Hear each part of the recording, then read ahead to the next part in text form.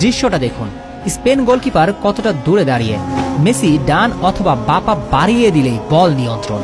কিন্তু কি আশ্চর্য, মেসি বলের নাগাল নিতে পা বাড়িয়ে দিচ্ছেন না, বলের পিছনে শুধু দৌড়িয়ে যাচ্ছেন। একেবারে শেষ মুহূর্তের আগেও পরিস্থিতি একই, অনেক দূরে দাঁড়িয়ে স্প্যানিশ গোলকিপার, মেসি শুধু পাটা বাড়িয়ে দিলেই বল তার নিয়ন্ত্রণে।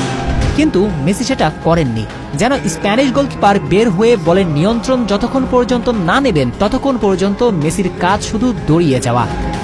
এবং শেষ মুহূর্তে স্প্যানিশ গোলকিপার শুট নিলেন, আশ্চর্য, তখনও মেসি বল নিয়ন্ত্রণ নেবার চেষ্টা করেননি, পাটা বাড়িয়ে দেননি। এমন ঘটনা মেসির ক্যারিয়ারে কি একটাও দেখাতে পারবেন?